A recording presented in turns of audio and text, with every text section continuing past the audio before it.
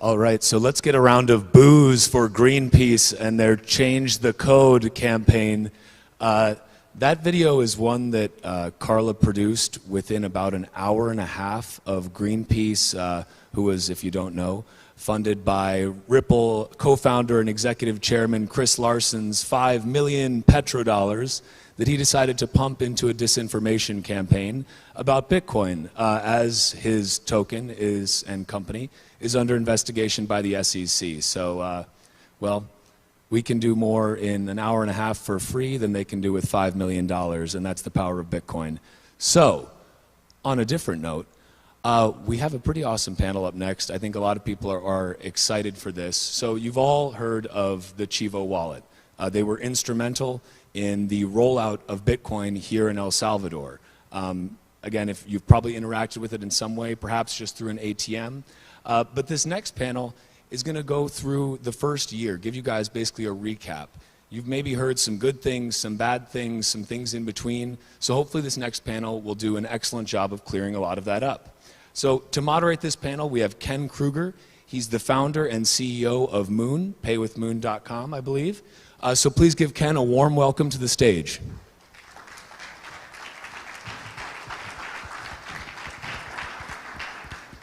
Hi, everyone. Thank you so much for having me.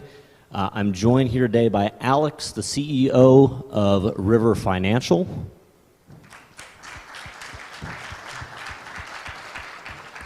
And Tristan, who's the Director of Product for Government Payments at AlphaPoint. So now, Chivo Wallet came out September 2021, so it's been a little bit over a year. I think everyone's really interested to hear what's been going on, but what we should probably do is understand the players, right? So Tristan, if you can walk us through, who are the various players involved in this? A lot of different groups are involved, and then what is specifically AlphaPoint's role? Yeah, so AlphaPoint, traditionally, we've been around almost 10 years powering exchanges all around the world. We currently power about 24, a little over, exchanges globally, and we do that as a white label service provider. So you wouldn't know that it's us behind the screen and executing all of the trades, executing all of the orders, and most people don't know our clients. However, when we took a primary role in the Chivo Wallet, which was around New Year's of last year, we were not participant in launching the Chivo Wallet, but over time we took a more primary role in powering the core of the wallet. So around New Year's, the government actually made a big, very flattering announcement about working with AlphaPoint, hence I can be on stage and share with you publicly. Most of our agreements with our clients don't actually kind of give us that opportunity. So it's really cool to be able to, interact publicly with what we do and how we do it. We serve as the core right now to all of the service providers that are supporting the Chivo ecosystem. So I think everybody saw the Athena ATM outside, and Athena powers the ATMs.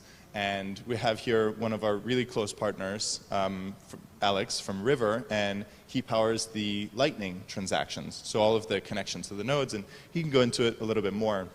But we serve as that kind of central hub of all of the integrations. We also have AML and KYC, and everything down to email and SMS. Like when you log into your Chivo wallet, you get an SMS, right? So we power those integrations to make it just a seamless experience all the way through, as well as integrating with the financial providers on the kind of legacy financial systems such as banking and credit card, etc.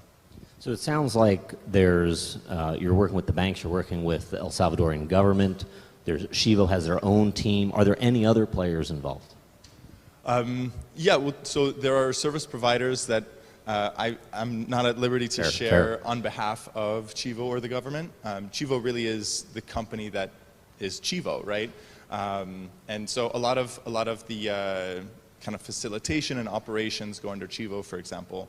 The call center and things like this is outside of AlphaPoint, but supported by AlphaPoint technology, and we provide tools for them to be able to work. Great. So now, Alex, through River Lightning Services provides all the Lightning infrastructure. Can you tell us a little bit about RLS and how it's being used within Chivo? Absolutely. So most people have heard of us through our consumer business in the United States, but we recently announced publicly this River Lightning Services business, which is this B2B Lightning API that powers products like Chivo. And the way this product works is, a company like Chivo has an account at River Lightning Services and a very easy to use API. Think of like a Stripe, for example, for Lightning. And this API makes it very easy for an app like Chivo to process Lightning withdrawals and also generate invoices to receive Lightning deposits. And so our system powers all of that behind the scenes. So we're not involved with sort of like the day-to-day interaction with the customer. We just get calls to our system saying, make this Lightning withdrawal or generate this invoice, and we notify them, if an invoice has been paid. And sort of the value we add is we've been running Lightning infrastructure at River for 4 years. We've built a very robust automated system around node management, and so we abstract away all of that complexity. So a team like Chivo just needs to make sure that their RLS balance is topped up for processing withdrawals or swept away if the balance gets too high, and we just make it really easy for operations teams to use Lightning. Very cool. So now, what's really exciting about Chivo is that it is the first national Bitcoin infrastructure, a nationwide infrastructure, which is an enormous project. And the first thing I think about national infrastructure is you got to work with the government, and to me that sounds very painful. I imagine there would be bureaucracy and red tape. But what has your experience been working with the El Salvadorian government? The El Salvadoran government is very unique in that, I think everybody sees in the videos and things that Naive takes a very entrepreneurial, startup country type of approach, which has been a lot easier for us in many ways because, when a decision needs to be made, usually within a matter of hours or days, a decision is made. And I don't think that could be said for many governments anywhere in the world. And so really for us, in the process of iteration and improvement, that has been an incredible empowerment. At the same time, at the fundamental of any government is processes. So the amount of processes that, for example, even the technology has to go through in order to come to a confirmed and validated state is more than any kind of simple wallet. And I think that's a wonderful thing, actually. People often complain about it. Somebody sent me a video yesterday of like, oh, why do transactions take longer on Chivo than on normal tech? Well, it's because we have compliance and KYC and AML and processes that are protecting people from getting scammed or getting cheated or getting whatever, and we want them to be safe. So they go through processes of protection and validation.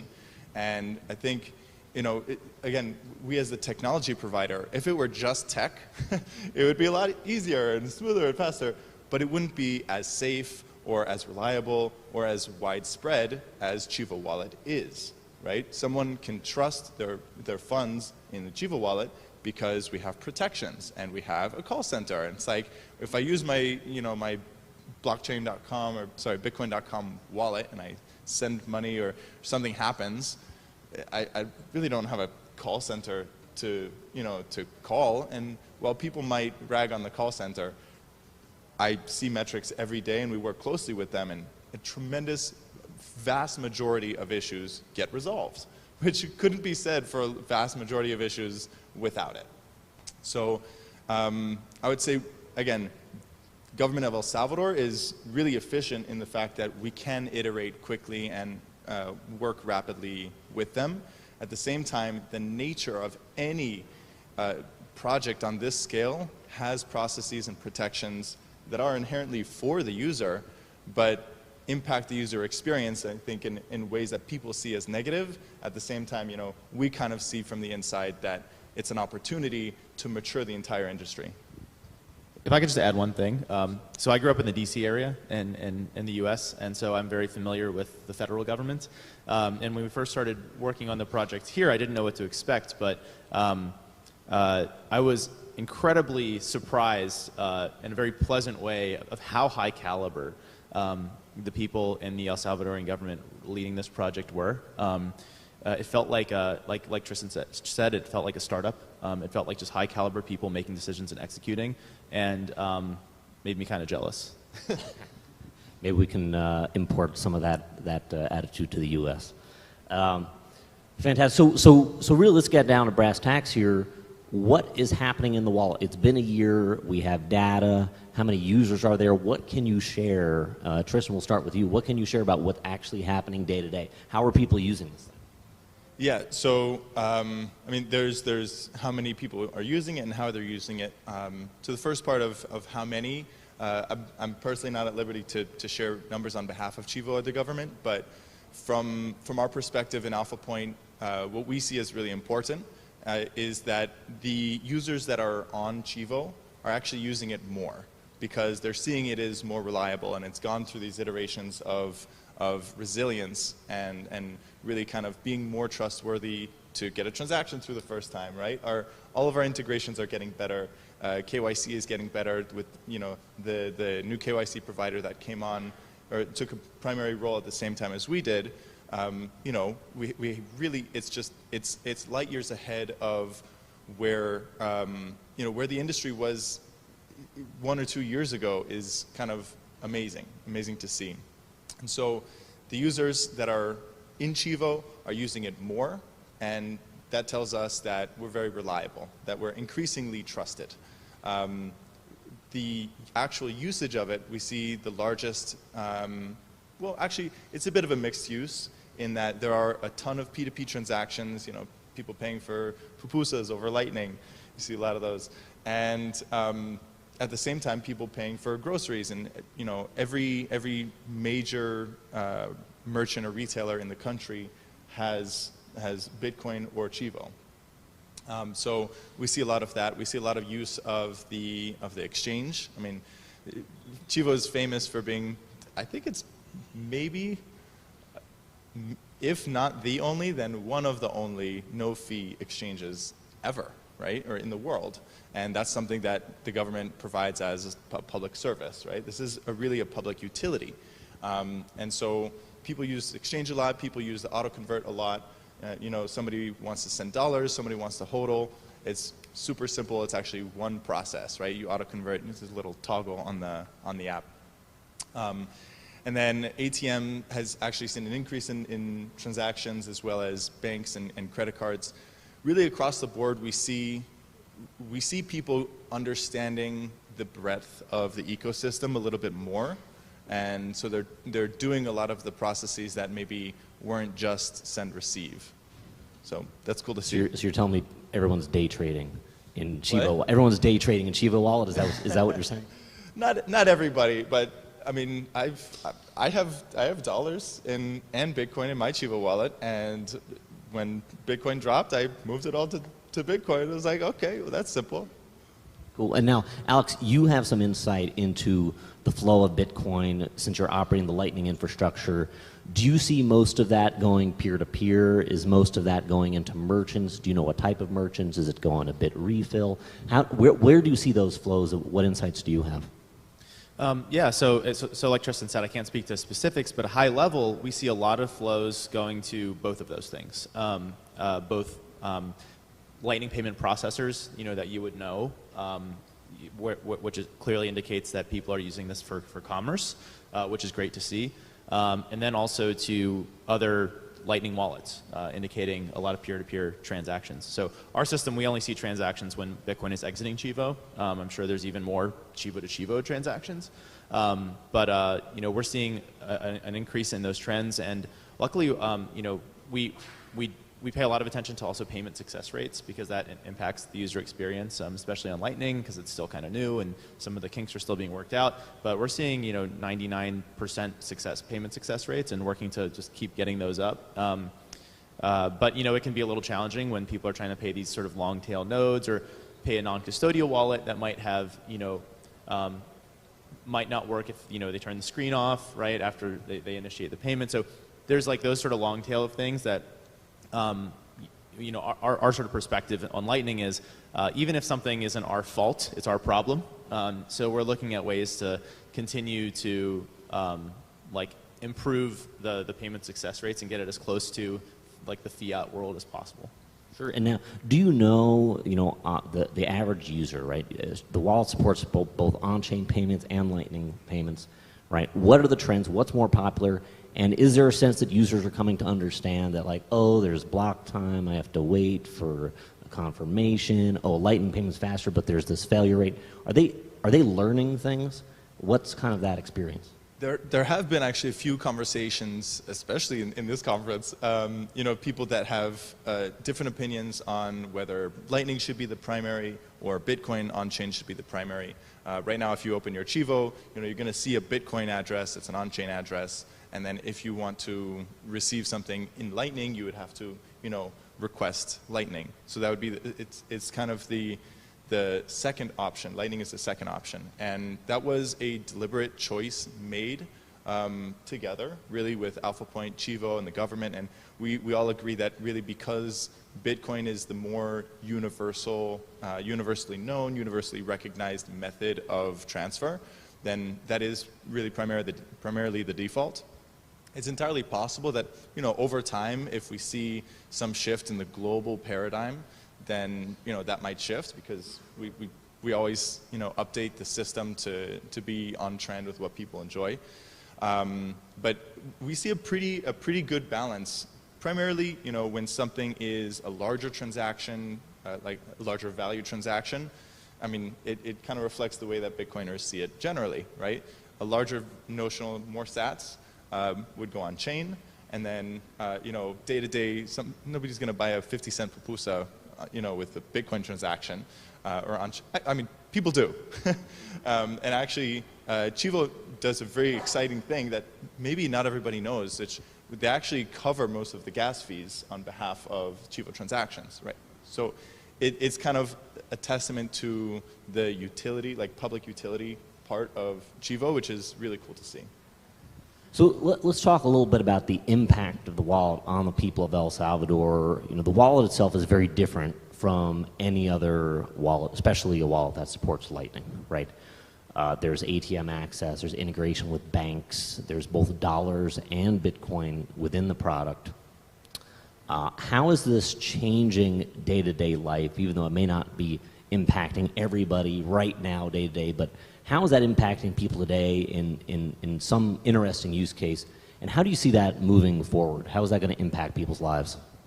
I see the biggest impact, honestly, and this actually is my more personal opinion. I think the biggest impact right now is seen on behalf of merchants because, I mean, merchants have a processing fee of around 5%. I mean, yesterday I was on a panel with the neobank team, and I went and spoke with them.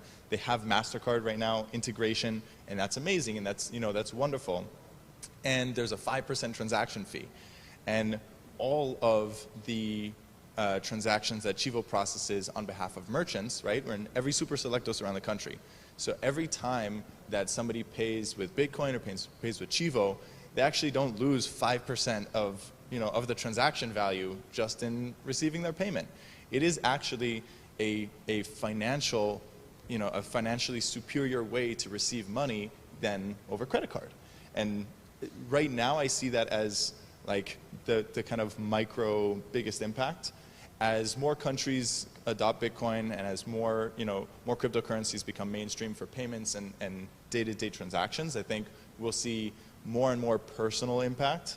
Like I would with Venmo, every day in the U.S. But right now, I think that's probably the first thing that comes to mind. And Alex, kind of what's your prediction? You're a big Lightning guy. Do you see Chivo Wallet being the Venmo of El Salvador? Do you see it more really taking market share from Visa and MasterCard? What's your prediction based on kind of what you're seeing and just your knowledge of the industry? I think that the Lightning aspect of Chivo is on a very, steep upward trajectory. Like I said, Lightning's still early. There's still some rough edges certainly being worked out in the Lightning Network, but the trajectory is very strong, and I do see that.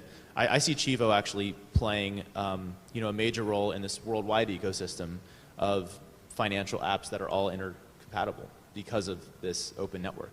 So, now already a Cash App user can pay a Chivo user. And there's no proprietary rail, right? That's pretty amazing. So Chivo will be the hub for El Salvador, and who knows, maybe even, like regionally, I don't know what the plans are, but I could see it certainly is a leader, right, in a worldwide ecosystem. Yeah, absolutely. I think many people may not know that a company like Cash App, if they wanted to operate in El Salvador, it's a large lift for a small region. So often a small country, they're not going to get the benefits of the larger countries. Companies always go large companies to small companies. So that interoperability is really fantastic. With only a minute left, I'd love each of you to kind of share what's been the most surprising thing you've learned in the past year about anything related to Chivo. I just like blow our minds with something. Hard to blow your minds after, so much discussion, but I think the biggest lesson that I've learned and surprise that I've personally had is the polarity of people that are pro-Chivo and anti-Chivo. I think on the global landscape, unfortunately, if people are not part of the Bitcoin or crypto community, they just kind of default to like, that thing, it's I don't know, private or proprietary, even though obviously that's not true. I find it surprising that a lot of articles go out without consulting the people that power it. So the polarity of it, I think, is really the biggest surprise for me. Alex? For me, my biggest surprise was how fast they were able to ship. This thing went from idea to production in less time than it would take the U.S. government to, complete an RFQ process. That's impressive for a government to move that fast, but that's great when you have a relatively small size. So, well, thank you both very much. Thank you all for having us. And thank you, Ken.